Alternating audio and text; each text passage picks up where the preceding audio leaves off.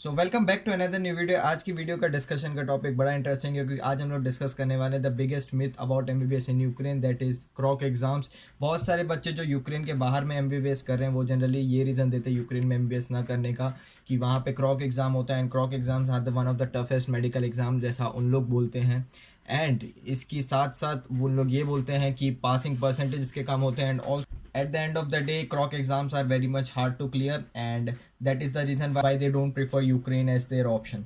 So आज इसी चीज़ के बारे में हम लोग डिस्कस करने वाले हैं। ऑल्सो बहुत सारे लोग इस बारे में भी अब ये बोलने लगे हैं कि आईफॉर्म एग्जाम्स आ चुके हैं इसलिए that are much harder than KROK exams. तो आईफॉर्म और क्रॉक दोनों के बारे में हम लोग डिस्कस करेंगे। बिफोर दैट एक चीज़ और, 27 जून 2020 को मैं लाइव आ रहा हूँ यूट्यूब पे 9 बजे इंडियन स्टैंडर्ड टाइम के अकॉर्डिंग एंड यूक्रेन के अकॉर्डिंग 7:30 बजे। सो आइए वहाँ पे and I would love to answer all your questions and also your doubts regarding MBBS abroad. तो बहुत अच्छी अपॉर्चुनिटी आप लोग के लिए कि एमबीबीएस अब्रॉड के सारे क्वेश्चन क्लियर कर लें। That before moving to the main topic of this video let me just state नीचे इंस्टाग्राम की लिंक दी है, वहाँ पे जाके आप लोग फॉलो कर सकते हैं। एंड ऑल्सो हमारा दूसरा चैनल है सोलफुल मेडिक, जहाँ पे मैं जनरली मेडिसिन के रिलेटेड कंटेंट पोस्ट करता हूँ, तो वहाँ पे जाके आप लोग सपोर्ट दिखाना ना भूलें। तो आते हैं मेन वीडियो के टॉपिक में and let's just start the video. हम लोग डिस्कस कर लेते हैं क्रॉक एग्जाम्स होते क्या हैं एंड आईफॉर्म एग्जाम्स क्या होते हैं। उसके बाद मैं आप लोग को अपने व्यूज़ बताऊंगा क्यों आपको Ukraine as a country prefer करना चाहिए। तो let me just start by the thing like entire आपका 6 साल के एमबीबीएस में आपको 2 क्रॉक देने होंगे।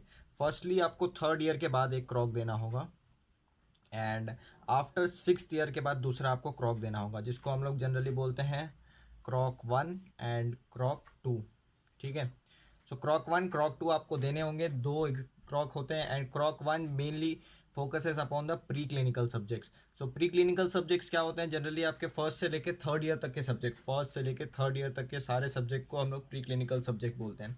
एंड इसीलिए हम लोग फर्स्ट से लेके थर्ड ईयर तक के सारे ईयर्स को प्री क्लिनिकल ईयर्स भी बोलते हैं। एंड वहीं फोर्थ ईयर से लेके 6th ईयर तक के हम लोग जो बोलते हैं क्लिनिकल ईयर्स होते हैं, जो हमारे उसमें क्लिनिकल सारे सब्जेक्ट्स आते हैं, जैसे कि इंडिया में भी क्लिनिकल सब्जेक्ट्स होते हैं। सो फर्स्ट से लेके थर्ड ईयर में अराउंड मैं बोलूँ तो 9 सब्जेक्ट होंगे, 9 सब्जेक्ट्स आते हैं। Wait a minute. So generally 9 subjects होते हैं टोटल जो आपके क्रॉक में आने वाले, फर्स्ट क्रॉक जो आएगी। पहले मैं आप लोगों को 9 सब्जेक्ट बता देता हूँ कौन कौन से प्री क्लिनिकल फर्स्ट क्रॉक में जो आने वाले हैं वो सारे सब्जेक्ट्स होते कौन कौन से। सो सबसे पहले starting with the first year आप लोग को एनाटमी पढ़ोगे। फर्स्ट सेमेस्टर से आपकी एनाटमी स्टार्ट हो जाती है। उसके बाद आपकी सेकंड सेमेस्टर में हिस्टोलॉजी एडअप होती है एंड ऑल्सो फर्स्ट सेमेस्टर से आप लोग एक और सब्जेक्ट पढ़ते हो जो कि है मेडिकल बायोलॉजी। ये सिंपल बायोलॉजी जो हम लोग 11th-12th में पढ़ते थे, वो भी आप लोग से पूछा जाएगा, प्री क्लिनिकल क्रॉक फर्स्ट क्रॉक में पूछा जाएगा। सो ये 3 सब्जेक्ट हो गए। सेकेंड ईयर में आते ही आप लोग के पास आएगा 2 और सब बोलते हैं 3 और subject, physiology and biochem. The last जो आपका प्री क्लिनिकल लास्ट ईयर होगा, जो थर्ड ईयर होगा, उसमें मैं बोलूँ तो आपके 2 सब्जेक्ट्स और आएंगे, फार्माकोलॉजी एंड द पैथोलॉजी। यहाँ पे पैथोलॉजी को दो पार्ट्स में डिवाइड करके पढ़ाते हैं। एक होता है path morpho and the other part is path physio. So 2 part में हम लोग को यहाँ पे पैथोलॉजी पढ़ाते हैं, पैथ मॉर्फो और पैथ फिजियो।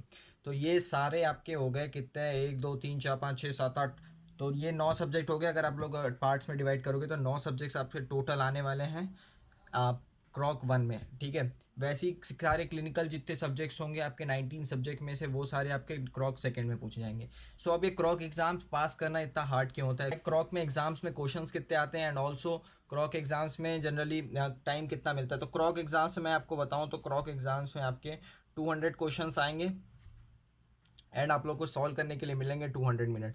सो मतलब आप लोग को 1 मिनट में एक क्वेश्चन सॉल्व करना होगा।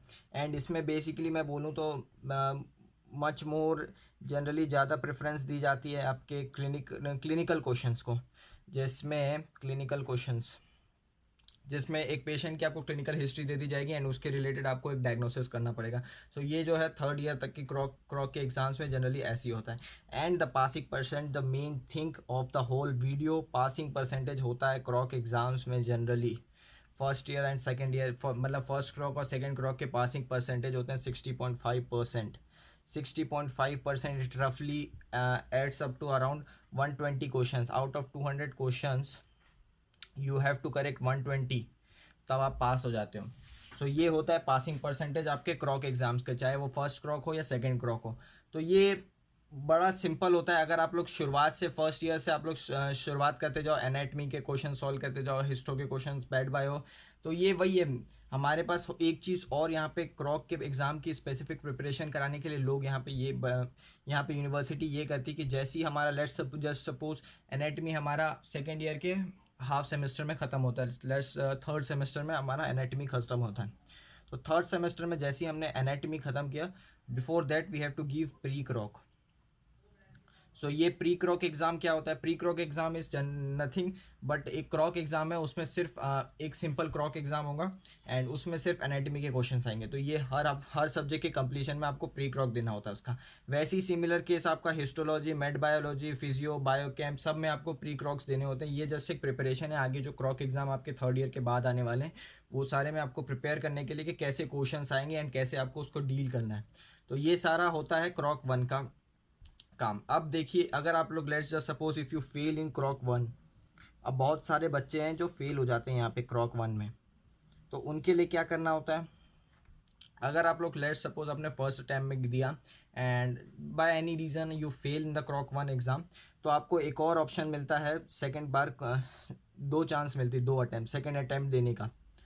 तो second attempt you can give, और ये जो होता है लास्ट अटैम्प्ट होता है आपके क्रॉक एग्ज़ाम्स में देने का।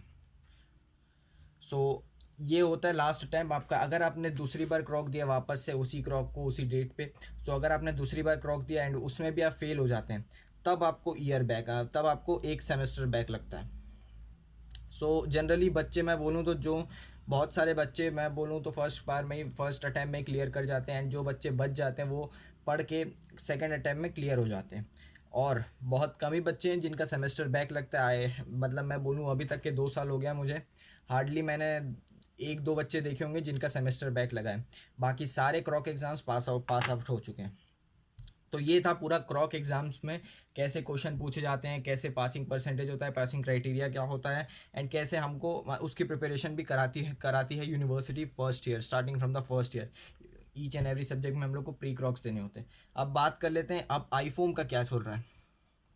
सो आईफोम एक पूरा एक नया बोल सकते हैं एक एग्ज़ाम है जो यहाँ की गवर्नमेंट प्लान कर रही है आगे आने वाले अपकमिंग ईयर्स में बच्चों के लिए थर्ड ईयर से देने के, पर थर्ड ईयर में क्रॉक को रिप्लेस करेगा ये एग्ज़ाम, उनका ऐसा बोलना है। तो आईफोम मैं जस्ट आप लोग को बता दूं तो ये जो है ये यूएसए में एक बोर्ड है एनबीएमई करके।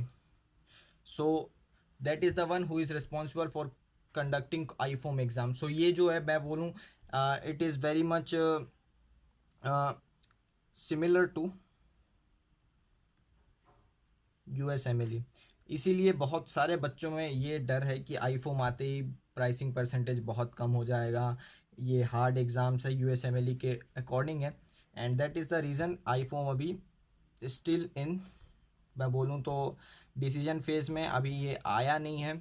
तो अभी तक के अभी हमारे ईयर में कोई मेरे को नेक्स्ट ईयर में जाके क्रॉक एग्ज़ाम देने, तो अभी मेरे ईयर नेक्स्ट ईयर में भी क्लियर नहीं है कि मुझे आईफोम देना है या क्रॉक देना है। सो अभी ये डिसीजन फेज़ में इतनी जल्दी नहीं आएगा आई होप। एंड आईफोम में बस यही है कि आईफोम एक एग्ज़ाम है, ये सिमिलर टू यूएसएमएलई एंड आप लोग इंडिपेंडेंटली आप लोग आईफोम एग्ज़ाम देना चाहते हो तो दे सकते हो। एंड इसका बेनिफिट्स ये है कि इसके जो मार्क्स है उस बेसिस पे आप कतर में, बहुत सारी कंट्रीज़ होती है जो ये इसके आईफोम के मार्क्स के बेसिस पे आपको वहाँ पे पीजी या जॉब अलॉटमेंट करती है। तो उसमें से एक कंट्री कतर में आप you can apply for if you have given IFOM exam. So that is one of the important advantages in IFOM. So I hope आप लोग को मैंने सारा चीज़ बता दिया आईफोम एग्ज़ाम्स के बारे में, जनरली क्या आईफोम और क्रॉक एग्ज़ाम्स के बारे में जनरली लोगों के मन में ये रहता है यार क्रॉक एग्ज़ाम कैसा होगा। सो यार ये पास करना बिल्कुल मुश्किल नहीं है। बहुत सारे बच्चे जैसे कि मैंने आपको बताया हार्डली अभी 2 साल हो चुके हैं मुझे यहाँ पे एमबीबीएस करते हुए एंड हार्डली 2-3 बच्चे होंगे जिनको सेमेस्टर बैक लगा है। अब एक बात कर लेते हैं व्यूज़ के ऊपर, मेरा व्यूज़ क्या है as compare to MBBS in Russia और जैसे कि चाइना। अब मैं बोलूँ तो रशिया चाइना में जनरली मैंने अभी तक के कोई एग्ज़ाम के बारे में नहीं सुना है जहाँ पे एक this kind of ultimate exam final exam होता है जैसा कि हम लोग का इंडिया में होता है। इंडिया में जनरली आप लोग ने एग्ज़ाम सुना होगा प्रॉफ एग्ज़ाम होते हैं 4-4.5 साल के, हम लोग के एमबीबीएस में 4 प्रॉफ देने होते हैं। हर ईयर के एंडिंग में एक फाइनल प्रॉफ एग्ज़ाम होता है जिसको पास करना होता है तो वैसे ही कुछ है, ये बस एक टेस्टिंग क्राइटेरिया ताकि आपको पता चल सके आप किस लेवल पे अभी सिचुएटेड है, आपको कितना पढ़ना है। इसीलिए ये बस एक टेस्टिंग प्रोसीजर है बच्चों को ये बताने का कि if you are not prepared for the medical career ahead, so better be prepared from now. And अगर मैं आप लोग के जगह होता, if I was the one who was deciding between MBBS in Russia, Ukraine, China, अब ये जो 3 कंट्रीज़ मैं बता रहा हूँ ये बहुत सिमिलर है, यहाँ पे ज़्यादा कोई डिफरेंस नहीं है। सारी जगह इंग्लिश में कोर्सेज होते हैं, सेम सेम स्टडिंग फैसिलिटीज़ है, सब चीज़ सेम है, कोई डिफरेंस नहीं है अनटिल एंड अनलेस आपकी यूक्रेन में होता है KROK exam, that is the most important criteria for an student going to MBBS abroad. So I would be preferring MBBS in Ukraine, क्योंकि यार एक मुझे खुद एक बोल सकते हैं, मुझे खुद एक अपने आप का रिजल्ट मिल जाता कि अभी तक 3 साल हो गए मेरे MBBS के, एंड मैंने क्या क्या पढ़ा है, मुझे कहाँ कहाँ पे और काम करने की ज़रूरत है ताकि मेरे आगे नेक्स्ट ईयर MCA के एग्ज़ाम के लिए प्रिपरेशन हो जाती। तो इसीलिए आज आप, आई होप मैंने आप लोग का सबसे बड़ा मिथ क्लियर कर चुका है। और ये बहुत बड़ा मिथ है कि MBBS इन यूक्रेन क्रॉक एग्ज़ाम्स बहुत हार्ड होते हैं। तो जैसे मैंने आपको बताया, it's not that much hard until and unless आप लोग प्रिपेयर नहीं करते हो तो सब चीज़ हार्ड हो जाता है यार। तो with that let me just and this video and I would be back with another video on Saturday. हम लोग लाइव आने वाले 27 जून, जैसे मैं आप लोग को बोला, this Saturday. And I hope Sunday वाली वीडियो आप लोग को बहुत पसंद आए। एंड जो भी क्वेश्चन है आपके नीचे आप लोग कमेंट बॉक्स में कमेंट कर दीजिए, and I would love to add that question in the next part of the video. And आज की last part of the video का question, let me just answer what are the questions asked by you. So आज generally बहुत सारे बच्चे यही question पूछ रहे थे कि लवीव और विनित्सिया के बीच में क्या डिफरेंस है। तो यार मैंने पहले भी बताया, लास्ट वीडियो में बताया, लवीव और Vinnytsia are in the same category, but the only difference lies in where कि लवीव जो है एक टूरिस्ट सिटी है इन यूक्रेन, सो वहाँ पे लिविंग एक्सपेंस ज़्यादा होता है। This is why I preferred Vinnytsia over Lviv. Now the thing is that कि विनित्सिया में भी बच्चे अब बढ़ गए हैं, मेरे समय में बच्चे उतने नहीं थे। तो now you have the chance, if you want to prefer Lviv also, then you can go for Lviv also. If you want to go for Venezia, then it's better. If you want to cut down your prices, expenses, क्योंकि यार expenses यही छोटे छोटे हर महीने के expense आपके बढ़ के आगे जाके अल्टीमेट बजट में बहुत ज़्यादा एड अप होते हैं। तो इसीलिए आपके ऊपर मैं डिसीजन। सो यही सारे क्वेश्चंस थे आज के लिए। और नीचे कमेंट बॉक्स में कमेंट कर दीजिए, वहाँ पे मैं आपको नेक्स्ट वीडियो में आपके क्वेश्चन सेंड करूँगा। एंड भूलिएगा नहीं, सैटरडे को मैं लाइव आ रहा हूँ 9 बजे रात को इंडिया में। सो वहाँ पे आइए लाइव में और सारे क्वेश्चन हमने क्लियर करवाइए। तो मिलते हैं एक और नई वीडियो में। Till then good bye, thank you और see you in the next video. Bye bye.